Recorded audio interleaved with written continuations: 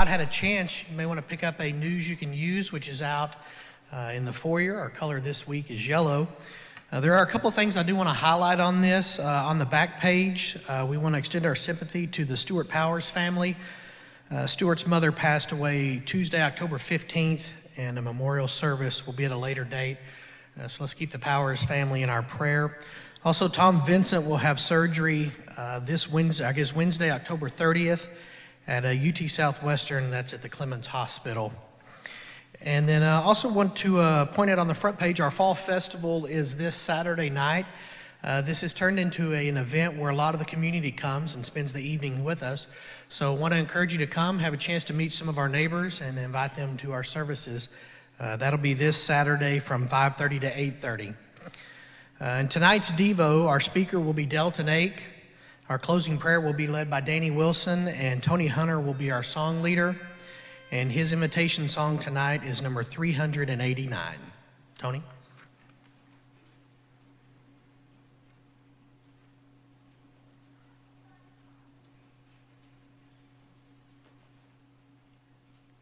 Song number 387.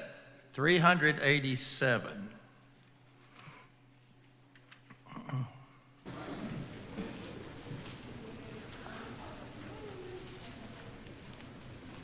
Tell him the story of Jesus, write my heart every word.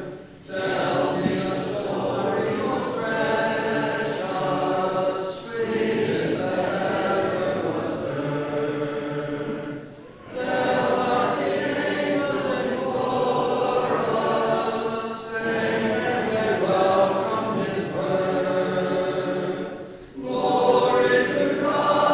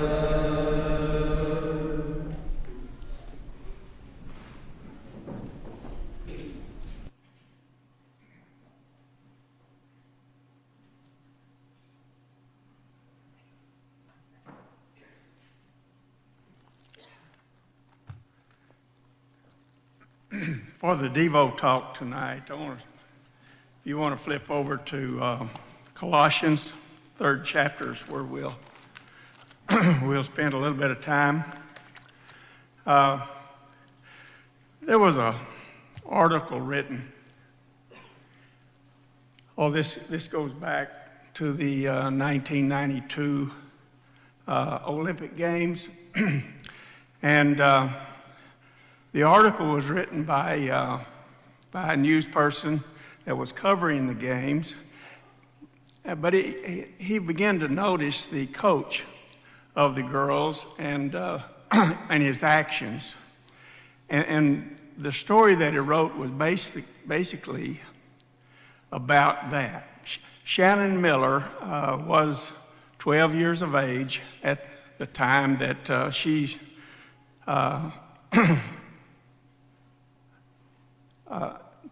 at the Olympic game that year in 1992. And she was one of those up-and-coming stars. In fact, Shannon, by day two, was leading in all of the individual gymnastics that she was participating in. The young lady was very gifted. She went ahead and won the medals that she was competing for, but she also competed for at least 5 years very competitively. And but the man that was writing the story about the coach, in watching him, he noticed that there was something that happened every time that Shannon was participating, or any of the other girls was participating, and that the coach was standing on the side, and he was clapping, he was speaking to them, he was talking to them, he was encouraging them, and he was doing this loud enough for them to hear him. But the reason why he was doing it, it wasn't necessarily to drive them on. What he was really trying to do was to take away the distractions that was going on all around them. If you watch the Olympics, the floor trials and so forth, they've got different events that's going on at one time. They may be 6 different events going on at one time. Clouds clapping and yelling over here, some music's going on over here, and these young ladies are trying to participate here. And the coach knew that if they become distracted, they would not be able to perform up to what they were capable of doing. So he spent his time that day encouraging, but mainly trying to keep them focused on what they were doing. We all need encouragement. We all fail from time to time to do many of the things that we know that we should be doing. Helping one stay focused. Basically, that's what Colossians is about. Colossians 3, 1 through 4.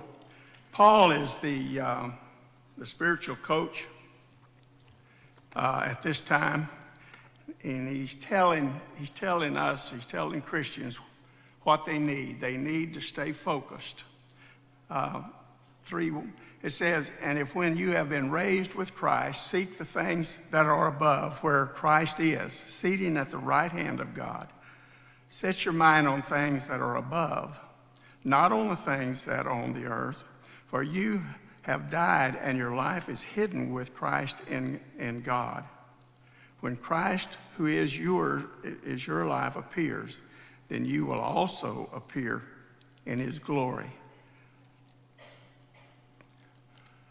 As I try to reflect back, I think maybe one of an image that I have of probably one of the most difficult times in a sports life that you have to stay focused. Think with me, you're a wide receiver and you're running down the middle of the field and the pass is coming to you and you know you've got a defensive back that's about 40 pounds heavier than you are. And you know he's going to hit you. And if you don't stay focused on the ball, you're not only going to get hit, but you're not going to catch the ball either.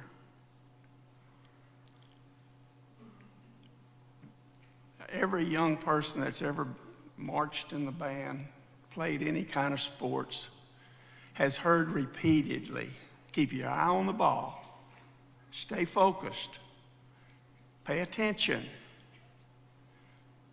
And folks, that happens with us as we get older as well. As you get into the business world, we have to pay attention. We have to stay focused.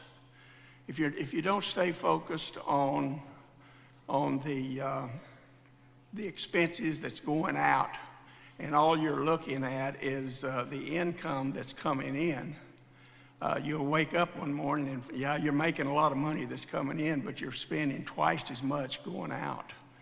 So you have to stay focused on everything in life. That defensive back is going to cream him, but he's got to stay focused if he wants to catch the ball. Satan is going to have his day from time to time with each of us. Satan is going to have a gut punch from time to time for every one of us. But it's how we weather that punch. If we stay focused on God, then we'll survive that punch. But he's going to get his punch in.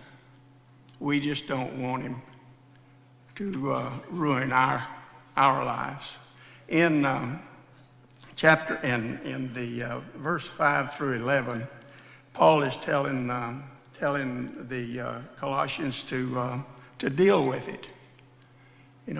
Pay attention, but he says, deal with it. Deal with the sin that you're going to have to face each day. He says, put to death whatever. Put to death, therefore, what is earthly in you. And he lists all of these sinful things that plagues man.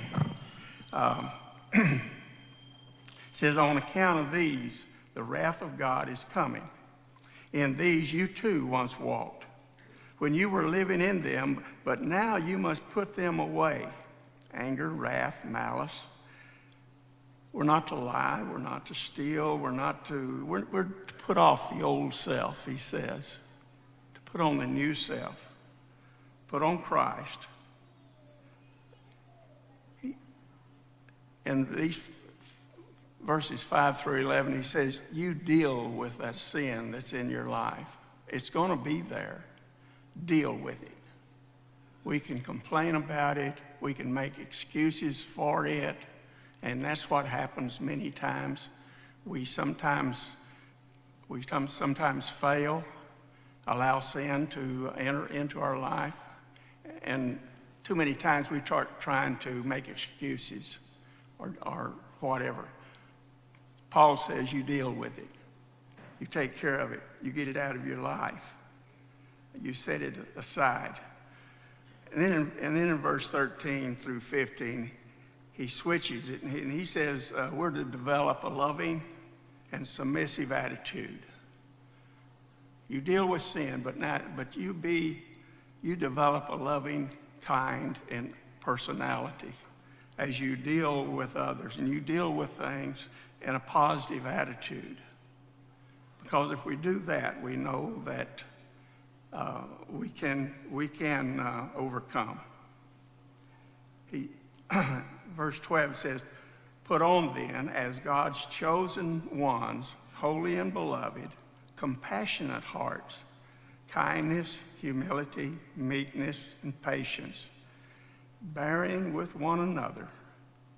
If one has a complaint against another, forgiving each other, as God has forgiven you. Folks, we We all have different things in our life that causes problems. There are times that, sometimes something is said and maybe it wasn't intended to come out that way, but it did. And if we're not careful, the other person is now angry or offended, and now we've got brother against brother. And Paul is saying, you guard against that. You put this aside. You love one another. You be patient with one another. And you care for one another. And then in the 15th verse, he says to be thankful. It says, and let the peace of God rule in your hearts, to which indeed you were called in one body, and be thankful. Let the word of Christ dwell in you richly, with thanksgiving in your hearts to God.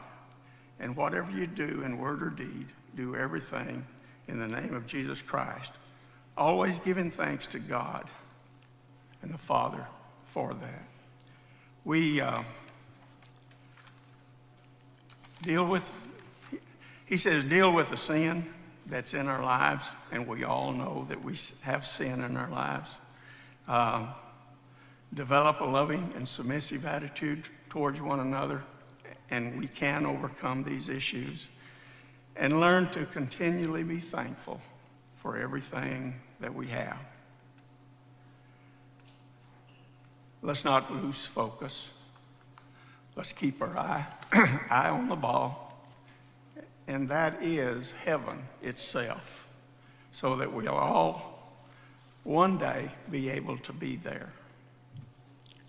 If there's a need for prayer or whatever this evening, you have that opportunity as we stand and sing.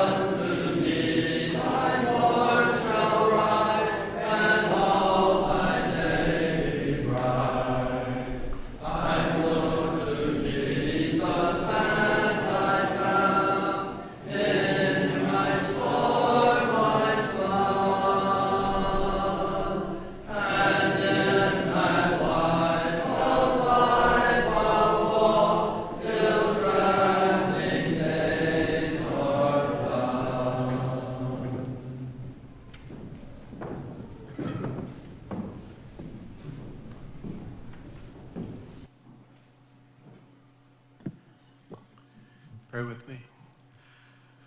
Our Father in heaven, we thank you for this a time that we have to come together, praise you and worship you. We thank you for your church, for we realize that it is your kingdom, and that as we strive to do what your word says, we live faithful in your kingdom. We thank you so much for Christ, the life he lived, the scriptures that we have that tells us how we are to live. Help us as we go through these classes that are about to happen, that we'll have a mind focused on the lessons, that we'll learn them, put them in our hearts, and we'll take them and display them in our daily walks. Help us daily to read your word, put it in our hearts. May Christ be seen in our conversation, in our actions. May we reach out to those in need and supply the needs that they have. Father, help us to always look to you for our strength and guidance. Be with those who are sick help the doctors and the nurses who have oversight over their health, that they will make the right decisions. We ask you to be with us at this time. In Christ's name we do pray. Amen.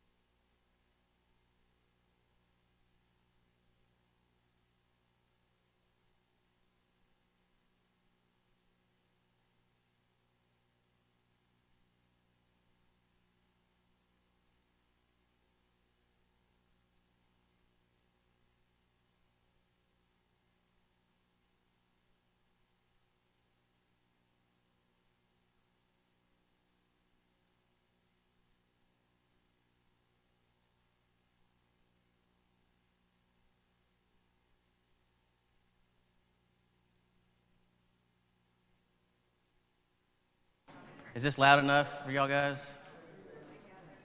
I need more volume. I'm not going to be able to speak as loud as I normally do. If you haven't noticed yet, I'm not Steve Bailey. He's out of pocket today, so you'll continue studying about angels next Wednesday night. And just a forewarning, I shouldn't be contagious anymore, but do keep some distance from me because I do not feel well right now. So if it looks like I'm being distancing from you, it's because I am, for a reason. So I don't want you getting what I have. I don't think I can catch it. You can catch it because I've been on antibiotics for a little bit. But still not feeling very well. I have a confession to make tonight. This lesson is not for you. It's for me. Now, if it applies to you, that's great. But this lesson just really jumped out at me, and God is amazing. His word is amazing. We're going to be in Exodus chapter 1, verses, the whole chapter 1, and through chapter 2, verses 1 through 10. We'll talk a little bit about that as well. Life was good for the Israelites. If you remember, in Genesis chapter 12, God made a promise to Abraham, right? That he would make his descendants as numerous as the stars in the sky, that all people on earth will be blessed through him. And as you continue reading through Genesis and even in Exodus and through the rest of the Bible, you'll see God is continuing his purpose and his plans for salvation. Now, life was going well when they started out in Egypt, remember? Now, Joseph, he starts out going to Egypt. Well, he didn't want to go to Egypt, but he went to Egypt. And through a series of events orchestrated by God, he became the second in command of the Egyptian nation. And according to Genesis chapter 47, verse 11, this was prime real estate they stayed in the land of Goshen. It was the best that they had. Kind of give you a general idea of what it would have looked like in our time. They had a really big and fancy house. okay? And on his house, he had a lot of property on it, and it had a nice little lake on it with some bass and crappie and channelfin cat. It had everything you ever wanted. It was a 3-camel garage. They had everything. There was this man cave, and it had Bose surround sound to go with the movie theater you've got. And you kind of get the idea. They had it made at this point in their lives. They were living luxurious. And imagine the time of great blessing and position they experienced at this time. To think that one of their kin was second in command of the Egyptian people. Be like you're having a brother in the vice president of the United States. He had a lot of position there, a lot of power there, and he lived quite well. But of course, things didn't turn out very well, because when you get to verse 8 of Exodus chapter 1, it says, a new king to whom Joseph meant nothing came to power. And he said, look, he said to the people, I'm reading out of the NIV, the Israelites have become far too numerous for us. Come, we must deal shrewdly with them, or they will become even more numerous, and if war breaks out, we'll join our enemies, fight against us, and leave the country. A new dynasty took over. And I did some reading on that to find out who that was, and from my understanding, I couldn't find anybody that could agree to who this particular Pharaoh was. But the problem was that he didn't know Joseph. And he wanted the people's allegiance. And he had a different view of things. And all the old agreements that other Pharaoh had, well, he's not honor bound to keep them, is he? No. So he sees all these foreigners, and from his perspective, he gets worried and thinking, no, we got to do something about these guys. So what did he do with them? Look at verses 11 through 14. It says, so they put slave masters over them to oppress them with forced labor, and they built Pithom and Ramesses as store cities for Pharaoh. But the more they were oppressed, the more they multiplied. So the Egyptians came to dread the Israelites, and they worked them ruthlessly. They made their lives bitter with harsh labor and brick and mortar, and with all kinds of work in the field. And all their harsh labor, the Egyptians worked them ruthlessly. Did you notice the verbs there, or the adjectives, or wherever they are? I don't know. My English isn't, that was in grade school. But anyway, this adjective, I guess, they're describing the Israelites, what happened to them. They were afflicted, in the New American Standard, hard labor, they were compelled, bitter labor. They worked them rigorously. There was no days off. There were no sick days, which I could use. There's no vacation time or working Monday through Friday. I mean, they didn't care about all that stuff. You worked until you retired, and you kept working after that. Now, that story we know is familiar to us. We've all heard the story growing up for 18 years, right? And it's easy, though, to forget the human drama involved in this. And I want you to think about this a minute. Starting your work day at sunrise and working in the blazing sun all day long, working hard, okay? And then coming back home, your body hurts. You probably had some bad sunburns upon sunburns. And your task is to make bricks, build cities and farms, not for your family, but for somebody else. It's not for the benefit of you and your future of your children. It's for somebody else. And if you didn't meet your quota, they had ways of encouraging you to continue working and harder. And if you didn't, everybody knows what's going to happen to them. They're going to get beat. And life just couldn't get any worse, could it? Oh, yeah, it does. This new Pharaoh, he wants to make life unbearable for the Israelites. So in verse 15, it says, the king of Egypt said to the Hebrew midwives, whose name were Shiphrah and Puah, when you are helping the Hebrew women during childbirth on the delivery stool, if you see that the baby is a boy, kill him. But if he's a girl, let her live. Well, the midwives, however, feared God and did not do what the king of Egypt had told them to do. They let the boys live. So he wanted all the baby boys to be killed. But that wasn't successful, was it? So he made another command. It says in verse 18, he says, why have you done this? Why have you let the boys live? And of course, they come up with this strange excuse. Well, they have birth before we get there. The Hebrew women are different. So in verse 22, it says that the Pharaoh gave this order to all the people,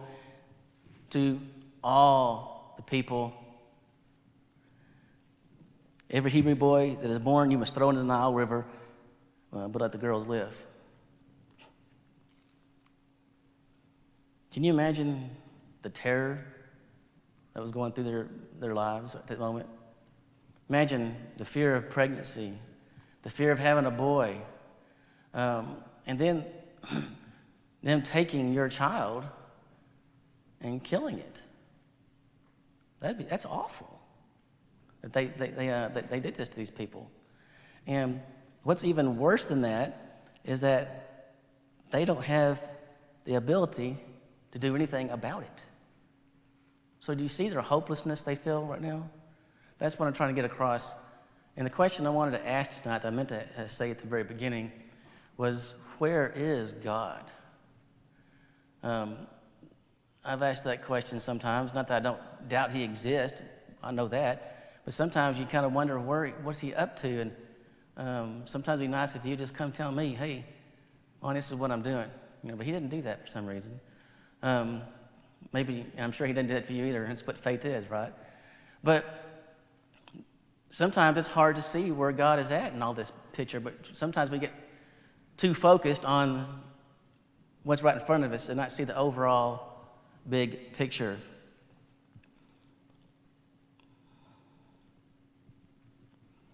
I'm sure the Israelites began to wonder where God was, and if he is nearby, why isn't he more involved? Has that ever occurred to you? Why doesn't God involve himself more in this particular matter, whatever matter or subject that you're talking about that means something to you? I've asked that question several times. I'm thinking, what is going on here? I know God is on his throne, and I know one day he's going to make all things right. I get that. But what about in the meantime? All this suffering is going on, and all the hardships that we're going through. So I asked the question, where is God in the book of Exodus? If you're an Israelite, you naturally think to ask that question because you don't see God there, do you? But it's your perspective that you have to look at, because the answer to the question is he never left. God has always been there. The last thing that Jesus says in Matthew, the last words he says in Matthew, and this is important, it's the last thing Jesus ever said that's recorded in Matthew. And lo, I'll be with you always, even to the very end of the age. And we have to believe that. Even when it doesn't look like God is there, he is there. And he is still on his throne. It may not look like it. It may look like Satan's winning, but I promise you, he is not. In Genesis chapter 12, verses 1 through 3, let's look at that real quick. God made some promises to Abraham. Genesis chapter 12, starting in verse 2. I remember everything from the beginning of this chapter, book of Genesis, but particularly in chapter 12, everything that happens to the Israelites is happening because this is part of God's plan. It may not look like God's plan, does it? It doesn't sound like God's plan, does it? But it is part of God's plan. It's hard for us to wrap our minds around some of these things sometimes, but it is God's plan. In verse 2, it says, I will make you into a great nation, and I will bless you, and I'll make your name great, and you will be a blessing. And I will bless those who bless you, and whoever curses you, I will curse. And all the people on earth will be blessed through you. And just so you know, we are living through that promise right now, the last few words. All people on earth will be blessed through you. We are blessed because of that promise right there. The fact that we can have a relationship with God. So where is God?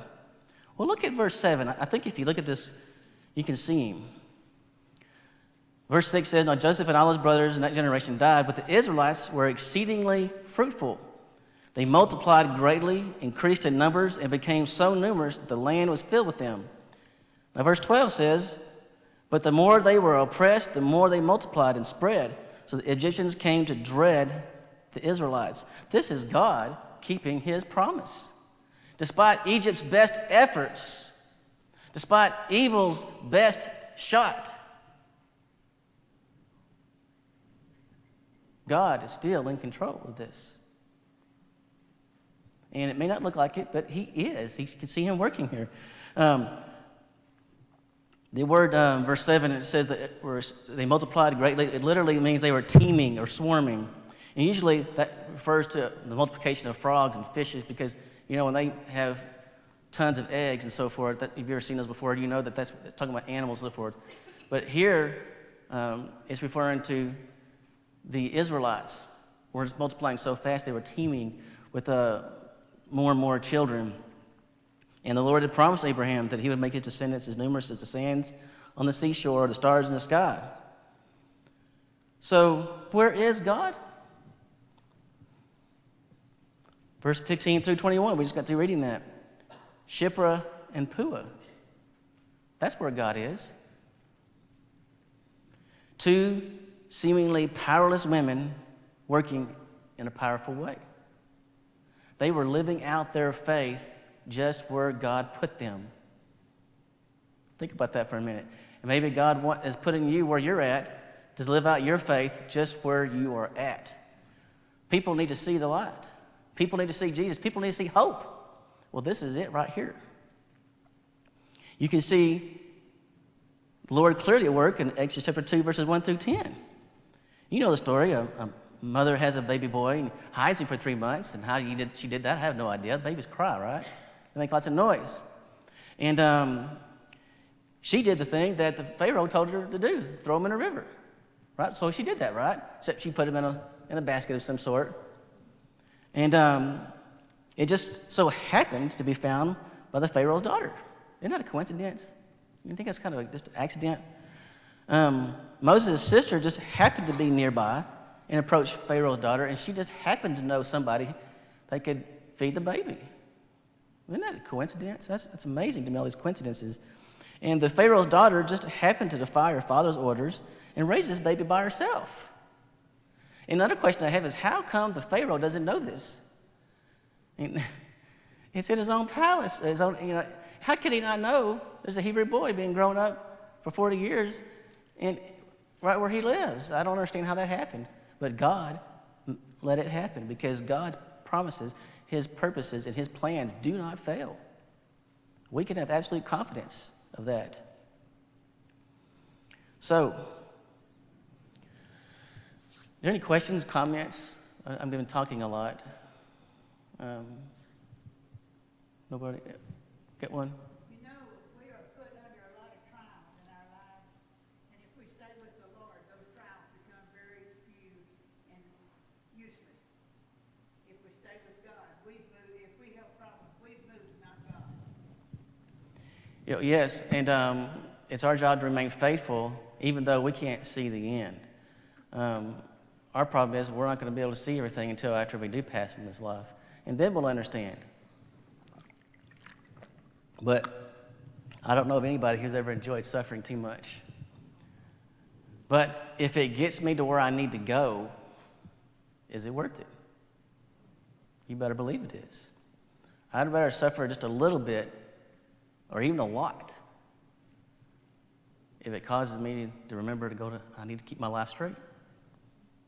Is that not worth it? I hope everybody's saying yes, because that's true. So, where is God in your life? You ever wondered that? How is God working in your life? I assure you, you can look at Ephesians chapter 2, that God has a purpose just for you. He has a plan for each one of us to serve in his kingdom. And the question is what is it? And if you don't already know, then you should find out what it is and discover what talents you have and put those to use. But let's look at this from the chapter 1 and 2 of Exodus. If you were to read a secular account of this time period in Israel's history, and you were to watch it today, you would probably see a more focused on the human tragedy of it all. There would be gruesome pictures, full colors of sweaty Israelites stumbling along, possibly getting beat, making bricks. There'd be numerous human interest stories, all focusing on the plight of the people and the cruelty of the Egyptians. And some certainly would be saying, why would a loving God let this happen? And that's a good question. What kind of a God is this anyway? But you notice that in Exodus chapter 1 and 2, and really the entire Bible, that's not the emphasis. Yes, we're told about human suffering. Yes, we're told about the difficulties that the Israelites have. But the emphasis on this chapter is on the faithfulness of God to his promises, to his purpose, and to his people. God has a plan, and we have to trust God that his plan is the best plan. And I assure you that it's got to be better than my plans, because most of mine don't make sense sometimes, and they don't work out too well. And God knows more than I do, but I think that I know what I'm doing. It's like one of my kids saying, I know what I'm doing. Well, I already know they don't know what they're doing. You know, just because they said that, they don't know what they're doing. I already know. The thrust of this chapter in chapter 2 is in spite of Egypt's best efforts, God miraculously grew his people in strength and in number. When you read the Bible, I want you to see that God has an editorial policy, so to speak. You know what editorial policy is? He deals briefly with the human grief and suffering, but he focuses on God's grace and his mercy. That's the emphasis, I think, in these two chapters here. And question I want to ask you, this is the part that really affects me, is what is your editorial policy? Think about it a minute. What do you edit out of this life? Every one of us does it. Every one of us edits the circumstances of our lives. The worrier, he edits out all the good things. The worrier or the stressed out person is the one that's focused on all the things that are wrong in this life. And there's a lot of them in there. And if you were to start listing them all, you'd never stop, would you? It's just constant unfairness, strife, suffering, just this total depravity that's on this planet. The grumbler edits out all the blessings of God and focuses on those things which are painful and unpleasant. And don't we tend to do that? If someone is rude to you while you're going to work, like someone cuts you off, or someone's following you too close, what's the first thing that I usually think of? My kids will tell you, that guy's an idiot, is what I'm thinking. Why is he following me too close, or why did he cut me off? And instead of focusing on the 100 other cars that didn't cut me off, I focus on that one that did. You see the perspective? Somebody does something that makes you upset, and that can sometimes just take over our whole day. But we need to focus more on what God is doing for us. Let me ask you a question. Has God already done enough for you? I think everybody should better say yes, because we don't deserve any of the blessings that God has given us. But he has given us even more than we could possibly desire, ever want, because faith, it focuses at its life differently. Okay, we all have faith in God, or should have faith in God. We recognize that there's difficulties and struggles in this life. Okay, we get that. But our faith should tell us not to focus on those things, but to focus upon the purposes and the plans of God and what he is doing in your life. And if you think about it that way, I think that you'll find yourself to be a happier person, particularly if you get hung up on politics, like we all do sometimes. I hate politics, such a nasty business. But yet we focus a lot of our time on that, I suspect, more so than I think that we should. So divisive. The one thing that brings us together and will bring us together is Jesus Christ. Doesn't matter what your political viewpoints are, Jesus Christ brings us all together. And he will bring us all together one day. So, where's God?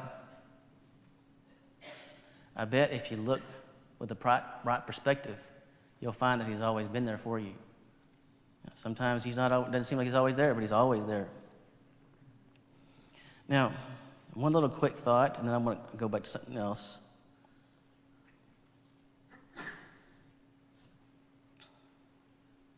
How do you think God gets the Israelites to leave such a good life in Egypt during the time of Joseph? Somebody tell me.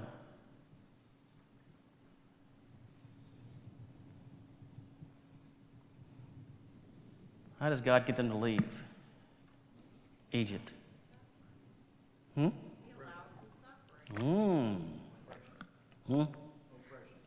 He allowed that, didn't he? What do you think about that? Don't like that, do you? I don't like it.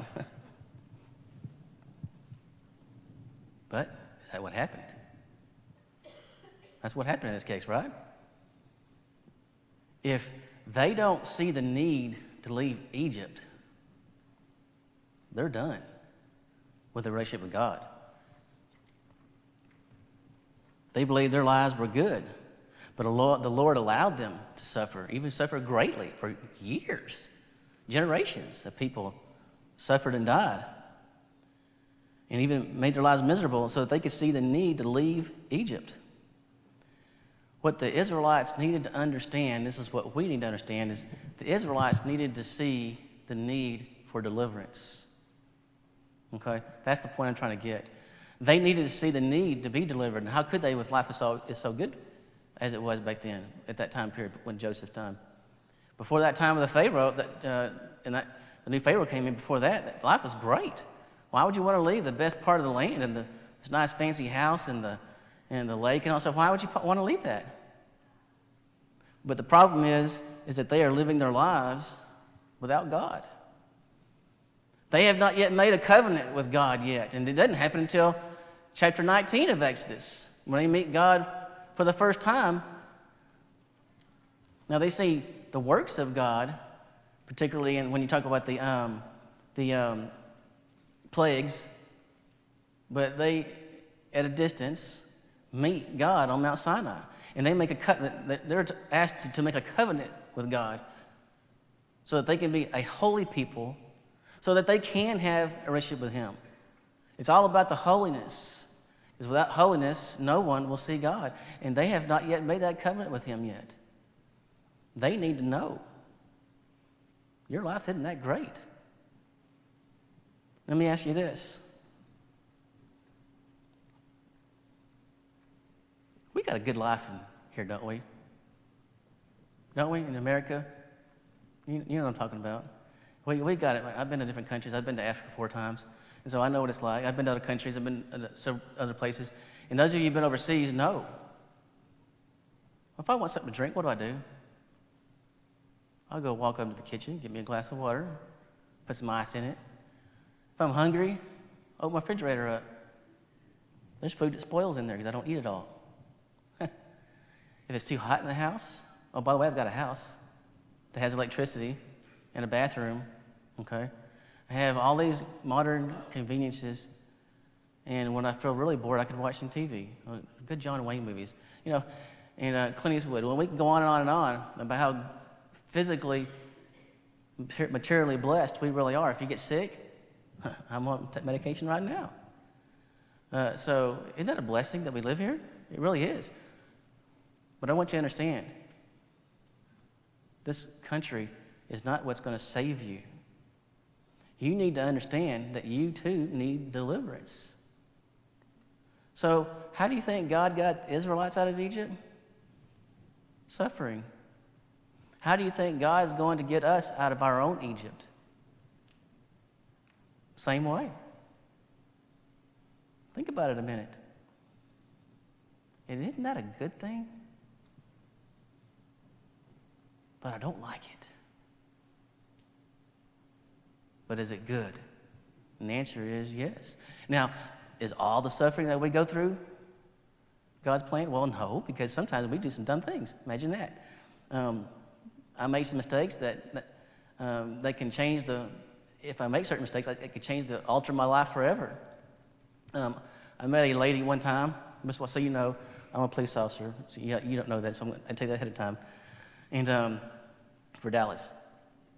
And I arrested this woman because she was psychologically unstable, and we're going to take her to the psych ward because she was a danger to herself and others. And she's pregnant, and she made a comment about being addicted to drugs. And then she said, well, she's lost 6 of her children. And she give birth to them, but then she would lose them, they take them away from her because they were born addicted to cocaine. And I said, well, that's sad, isn't it? And the baby she has now, she's pregnant with, as soon as she's born, it's delivered, she's going to lose that baby too. So I asked her, what got you started on cocaine? And she said, one day I just looked at it and I just wanted to try it to see what it was like. Well, now she knows. Because once you take certain drugs, you're going to want them for life. Did you know that? You'll want them for life. It changes the chemicals in your brain. She's addicted, she's a slave, just because of one time event. So yes, we can mess up our lives. Don't think it can't happen to you. Well, I've been a Christian for a long time. I'm 52 years old. Well, what's that got to do anything? We're all vulnerable. And we are totally dependent upon God. And so he wants us, sometimes, as part of his plan, to be uncomfortable. But when that does happen, and sometimes some of us, I've known some people that were modern day Jobs, suffered greatly. I know somebody looking right here, she suffered quite a bit. But she's still here. And that's what happens is we're supposed to get stronger through these events. So when you're going through something difficulty, of course, what we all should be doing? Loving on that person. Giving them encouragement. Those of you who know them well, go give them a hug and love on them. Take them out to eat or whatever. Just love on them. Spend some time with them. We need to be doing those things. And you can't do this life without other people in it. So the next time something bad's happening to you, I want you to think about the possibility, at least, that this is part of God's plan to remind you that your life isn't very good without him in it. And it really is a good reminder, even though it's painful. It is a good reminder. I don't want to have a great life on earth where everything's comfortable. If I go to hell, what good is that? What's the point? I say this with confidence that I will gladly die right now. If it meant I'd go to heaven now, or if I lived longer and go to hell. Why would I do that? That's an easy choice to make. Take me now. I'm going to go anyway. Might as well go now, right? This life has nothing. The one to come doesn't have 10 times, 100 times more. And it doesn't always look like it, though. I'll open up to questions, because we only got a few minutes left. I was going to mention Romans chapter 8. God works for the good of all those who he loves. I'll open this up to any comments. We only got a few minutes left. If anybody is going through a difficult time, I would love to talk to you and love on you and tell you, encourage you. Could be physical, could be financial, marriage, who knows? Does anybody have any comments? You know, these Egyptians went through a whole lot of trouble and strife, and they were put through a lot of things. But when they came out of Egyptian bondage, didn't they kind of forget? And they said, "Did you just bring us out here to die?" Yeah. Their Yeah. faith weakened. You know, but the thing is, though, that I like the most is that God still loved them. He sure did. And he was still faithful to his promise. He still brought them to the promised land. And that's the greatness of God, is that no matter, I hate to know how many sins I've committed in my 52 years of life. I don't want to know the answer to that. But God still loves me anyway, even though I've done some things that I'm embarrassed about, but he still loves me anyway. And he feels that way about all of you as well. He doesn't want anybody to die. Who had a comment?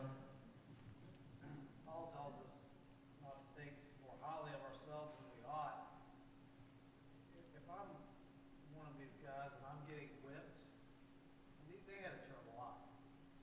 There's no way around it. Oh, yeah. And even beyond this, then they're going to go wander in the wilderness, and none of these guys are going to make it to the promised land. No. So that's bad decisions on their part, some of them. But if I'm getting whipped, if my focus is on not only what's happening here and now, but if it's on me, if my child is being taken from me in front of the river, if my thought is on me, yeah, this is a bad thing. This is a bad, no-win situation. This is awful. But the broader perspective that we can see looking at it is it was about their children and their children's children, about all the way up to now, the blessings that were coming that have been promised to them that they, I would assume, knew about somewhat from their great-great-great-grandfather Abraham. Right, well, that's a good point, actually, because what if what you do doesn't help your situation, but it helps your children or your children's children down the road? If I'm selfish, Yeah, that's great. it's all for nothing. But if I'm thinking about other people, then I can get through it. Yeah. And I don't want to diminish the pain and suffering that we go through either, okay? I'm not saying it's not difficult. It can be depressing, okay? And I don't want to think I was doing that because what they went through was awful, horrible. I don't want to diminish that because it happened. Well, what I was thinking was that with the children of Israel, the suffering that they had was of no real fault of their own. God just allowed their suffering, and God was faithful through that. But when someone has, like you were talking about the lady with the cocaine, God is still faithful even if you cause your own suffering, such as the parable of the prodigal son. Yes. The prodigal son caused his own suffering. Oh, yeah. And yet God was still faithful. So it doesn't matter if we repent, God's still there and he will still forgive us. Absolutely.